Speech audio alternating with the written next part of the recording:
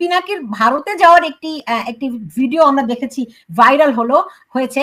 তিনি ভারত থেকে কেমন করে ফ্রান্সে গেলেন, এটি যেমন আমি আপনার কাছে জানতে চাই, তেমনি আরেকটি আপনার বিরুদ্ধে অভিযোগ আছে।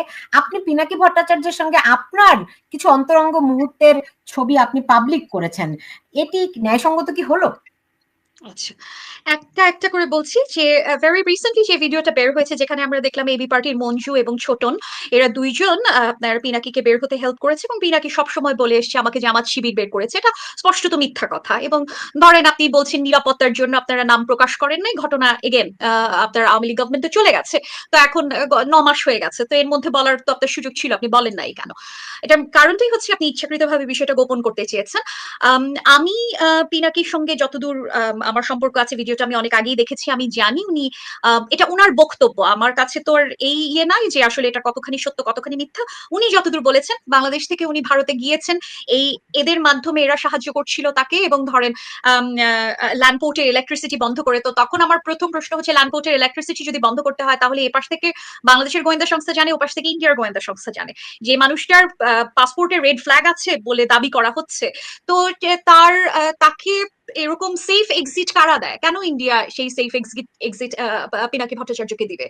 এবং ধরেন আপনি ইন্ডিয়ার বিরুদ্ধে লেখালেখি করার জন্য আপনি দেখবেন, এবং প্রচুর সাংবাদিক আছে আমাদের সাংবাদিক বন্ধু বান্ধবদের মধ্যে, দেখবেন যে একদিন ভারতের বিরুদ্ধে লেখালেখি করেছে, পরদিন তাকে আর ভিসা দেয় না, একদিনের জন্য ভিসা দেয় ভারতে ঢোকার জন্য। হ্যাঁ, সেখানে ভারতে উনি ঢুকছেন। এবং আরেকটা যেটা তথ্য আমি আপনাকে জানাই, সেটা হচ্ছে পিনাকি ভট্টাচার্যর একজন কাজিনের হাজবেন্ড, যিনি 4 স্টার জেনারেল ইন্ডিয়ান আর্মিতে আছেন এবং কর্তব্যরত যেই সময়কার ঘটনা, সেই সময় ইন্ডিয়ান আর্মির একজন জেনারেল, ওনার একজন খুব কাছের মানুষ।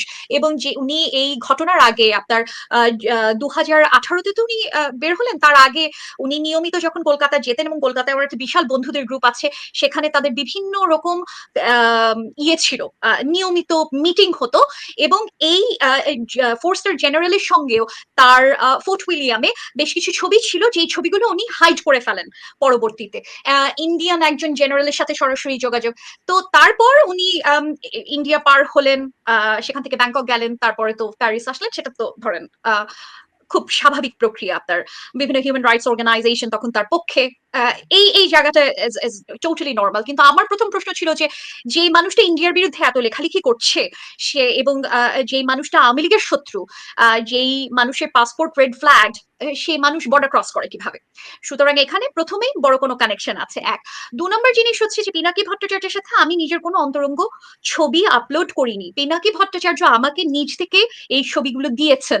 উনি নিজে একজন মেগালোম্যানিয়াক মানুষ। আমি বললাম যে আপনাদের পিনাকিকে রিড করার ক্ষেত্রে এই জায়গাগুলি মাথায় রাখতে হবে, যে ওনার প্রধান সমস্যার জায়গা, ওনাকে লাল গালিচা সংবর্ধনা দেওয়া হয়নি, উপদেষ্টা বানানো হয়নি, এটা হচ্ছে ওনার প্রধান সমস্যা। ফলত উনি যেই উনার উনার অন্যতম প্রধান রাগের জায়গা হচ্ছে, উনার অন্যতম প্রধান চারিত্রিক জায়গা হচ্ছে উনি অত্যন্ত ইগোটিস্টিক্যাল একজন মানুষ। তো আপনি এই ইগোটিস্টিক্যাল মানুষজনকে আপনি ইজিলি স্টার করতে পারবেন। আপনি ধরেন তাকে যদি বলেন যে আপনাকে খুব সুন্দর দেখাচ্ছে, এবং সাথে সাথে উনি জামা কাপড় খুলে ফেলবেন। তো এখানে আমার আসলে বেশি কাজ করতে হয় না। অনেকে আমাকে জিজ্ঞেস করেন যে আপনি কি করেছেন, হ্যাঁ আপনি নিজে কতখানি কাপড় খুলেছেন ওনার কাপড় এই ধরনের ভিডিওর জন্য। তো আমার আসলে সত্যি কথা বলতে আমার বেশি কিছু করতে হয়নি। উনি আমাকে যে পরিমাণ ইনফরমেশন দিয়েছেন, শুধুমাত্র আমি বলেছি যে আপনাকে খুব সুন্দর দেখাচ্ছে, আপনার কাফ মাসল ইজ বিউটিফুল, এই এই বলার সাথে সাথে উনি আমাকে বিভিন্ন রকম ছবি পাঠিয়েছেন, এবং সেই সময় আমি অলরেডি তো ওনাকে সন্দেহের তালিকায় রাখছি যে কেন উনি এই কাজগুলো করছেন। তো ফলত আমার সাথে ওনার যে সম্পর্কের জায়গাটা ছিল, সেই জায়গাটা হচ্ছে আমি এই প্রত্যেকটা জিনিস আমি তখন থেকেই কালেক্ট করছিলাম। আর আপনাকে আমি আরেকটা বললাম, এটা ব্যক্তিগত জায়গা, অফকোর্স যেহেতু ব্যক্তিগত প্রসঙ্গ এসছে, আমি বিবাহিত মানুষজনের সঙ্গে সম্পর্ক করি না, করব না, এটা আচ্ছা পিনাকিকে প্রথম নাদিয়া, থেকেই বলা। নাদিয়া আপনি শেষ হয়ে যাবে সময়, আমি একটু আমার সাবেক সহযোদ্ধাকে উদ্ধার করব এখন, মানে তাকে যে খাতে পড়েছে। তার মানে আপনি বলতে চাচ্ছেন যে এই ছবিগুলো যেহেতু সে পাঠিয়েছে, আমার এই বিতর্কে ঢোকা উচিত না, তারপরেও আমি লোভ সংগ্রহ করতে পারছি না, যেহেতু আমার উদ্দেশ্য হলো তাকে একটু রেস্কিউ করা। সেটা হলো আসলে তাহলে 3 ইঞ্চির যে হিসাবটা, এটা মানে আপনি, এটা একটা কথার কথা, মানে যেহেতু আপনারা সরাসরি এটা না না না না না, উনি উনি মাস্টারবেট করতে করতে আমাকে ছবি তুলে পাঠাচ্ছেন। তো এখন এখানে আবার তো আমি তো ওনাকে মাস্টারবেট করতে করতে ছবি তুলে পাঠাই না, তাই না? এখন এটা ওনার, এই যে বললাম, শুধুমাত্র এই জায়গা থেকে আপনি বুঝতে পারেন একটা মানুষের চরিত্র, যে ওনাকে শুধুমাত্র আধা ইঞ্চি প্রশংসা আপনি করবেন, উনি আপনাকে 3 ইঞ্চি দেখায় দিবেন। এটাই হচ্ছে বিষয়। যে ঘটনা উনি ঘটিয়েছেন, আমি ওনাকে এত দূর আমার শয়তানির জায়গাটা যেটা আমি স্বীকার করে নেই, যে এই শয়তানিটা আমি করেছি, আমি বলেছি যে হ্যাঁ, you look like a Greek god. হ্যাঁ, এটা হচ্ছে আমার শয়তানির জায়গা। কারণ এবং অসততার জায়গা। আমাকে যদি কেউ অনৈতিক বলে, এই জায়গায় আমার অসততা অনৈতিকতা 100% আছে। কারণ আমি প্রথম থেকে চিন্তা করছিলাম যে এই লোকের অন্য কোনো ইন্টারেস্ট আছে এবং আমি এই জিনিস বের করতে চাই, এবং আমি ইনফরমেশন কালেক্ট করার জন্য যা যা করতে হয় সেই সময় আমি সেই ইনফরমেশন কালেক্ট করছিলাম। সো এইটাকে আপনি কনটেক্সট ছাড়া যদি বলেন যে একটা মানুষের নিউড ভাইরাল করা, is it ethical? Not really, একদমই না, 100% না। সেটা ছেলে হোক মেয়ের হোক, একটা ব্যক্তিগত রিলেশনশিপে কোনো অবস্থাতে এটাকে কোনো রকম ভাবে আপনি জাস্টিফাই করতে পারবেন না। প্রথম জিনিস হচ্ছে, আমি ওনার সঙ্গে সেই সম্পর্কে ছিলাম না, ওনার সাথে আমি কোনো কমিটেড রিলেশনশিপে ছিলাম না, আমি ওনার কাছে কোনো কিছু প্রতিজ্ঞা করি নাই, এবং এটা উনি নিজ থেকে আমাকে দিচ্ছেন। সেখানে আমি উনাকে একবারের জন্য বলি নাই যে আপনার ছবি আমি কখনো বাইরে বের করব না। এবং অন টপ অফ ইট, এই জিনিসটা আমি এতদিনও ধরে রেখেছি যতদিন পর্যন্ত আমার মনে হয়েছে যে না, যত যা ইন্টারেস্ট থাকুক, তারপরে বাংলাদেশের জন্য কাজ করছে, তারপরেও he is doing something for the country. তারপর যে মুহূর্তে আমি দেখছি যে না, he is getting out of the hand, যে আউট অফ প্রপোর্শন উনি যা যা করছেন, তখন আমার মনে হচ্ছে যে ইটস দ্য রাইট টাইম। এবং দেখেন, এগেন, অনৈতিক যদি আপনি আমাকে বলেন, অনৈতিক অবশ্যই, কিন্তু কাটা দিয়ে কাটা তোলা ছাড়া আমি আর অন্য কোনো প্রেম যুদ্ধে কোনো নৈতিকতা কাজ করবে না। এটা আমার কাছে যুদ্ধ। কারণ আমি মনে করি পিনাকি ভট্টাচার্য বাংলাদেশের জন্য বাংলাদেশের অন্যতম প্রধান শত্রু এবং বাংলাদেশের অন্যতম প্রধান প্রবলেম, যে কারণে আমার তার সাথে এই কাজটা করতে 1 সেকেন্ডের জন্য নৈতিকভাবে আটকাবে না। অন টপ অফ ইট, উনি এই কাজগুলো অন্যান্য অনেকের সাথে, আওয়ামী লীগ, বিএনপির প্রচুর নেতাদের সাথে উনি নিজে করে এসছেন। উনি প্রচুর ডিবি হারুন থেকে শুরু করে অন্যান্য এক গাদা মানুষের বডি শেমিং উনি নিজে নিজে করেছেন। এক গাদা বিষয়ে উনি পার্সোনাল বিষয়ে স্টার করেছেন। যে জিনিসগুলি আমার সাথে যখন ব্যক্তিগত যোগাযোগ ছিল, আমি ওনাকে অনেকবারই বলেছি যে এই কাজগুলো করছেন কেন আপনি, ইটস ভেরি আনএথিক্যাল। উনি আমাকে তখন একটু বলেছেন যে দেখেন, রাজনৈতিক জায়গায় কোনো ন্যায় অন্যায় নাই, তো সেই একই ওষুধ যদি আমি পিনাকিকে খাওয়াই, তাহলে এখন ন্যায় অন্যায় প্রসঙ্গ আসে না। কারণ আমি মনে করি যে যার প্রধান সমস্যা ইগো, তাকে আমি ইগো দিয়ে ঘায়েল করতে পারি। কারণ আমি অ্যানালিটিক্যালি প্রচুর পোস্ট লিখেছি যে আসলে কিভাবে রয়ের এজেন্ট হিসেবে উনি কাজ করছেন, তার ডকুমেন্ট আমি সাবমিট করেছি, আমি তার বয়কট নিয়ে আমি লম্বা লম্বা লেখা লিখেছি। এই জিনিস তো পিনাকির ফলোয়াররা দেখবেন না, পড়বেনও না, এবং তাদের মাথা দিয়েও আপনি এই শোটা শুরু হওয়ার আগে বলছিলেন শাহেদ, যে ইভেন অনেক অনেক শিক্ষিত মানুষ এই জিনিসগুলো দেখে। কেন দেখে? কারণ আমি বললামই তো, 90% সত্য কথা। এবং আমি এই জিনিসটা অন করি, আমি বিলিভ করি যে হ্যাঁ, আওয়ামী লীগ গভর্নমেন্টের আমলে এই ঘটনাগুলো ঘটেছে।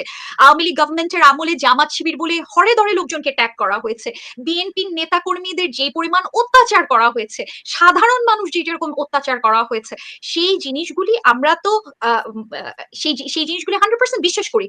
ফলত আপনার উনি যখন বক্তব্য দাঁড়া করান, তখন সেই বক্তব্যের মধ্যে আমরা কোনো ফাঁক পাই না, এবং বেশিরভাগ সময় একটা বড় অংশের শিক্ষিত ছেলেমেয়েরা তাকে সাপোর্ট করছিল এই জায়গা থেকে। এবং যেটা আসলে প্রধান সমস্যা হিসেবে এখন দেখা যাচ্ছে যে এই এই এই পাওয়ার প্র্যাকটিস তাকে কোন জায়গায় নিয়ে গেছে, যেটা আসলে আলটিমেটলি ইন দি এন্ড বাংলাদেশকে ডিস্টেবল করতে হেল্প করছে।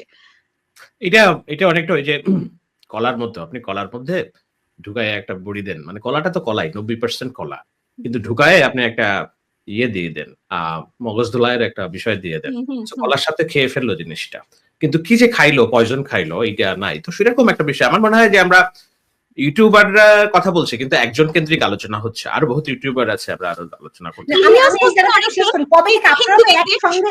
আপনারা তো একই সঙ্গে আপনাদের কথা অনুযায়ী যুদ্ধ করছিলেন, হ্যাঁ, তো সেখানে কবে থেকে আপনাদের এই আন্ডারস্ট্যান্ডিংটা হলো যে সে বাংলাদেশের শত্রু?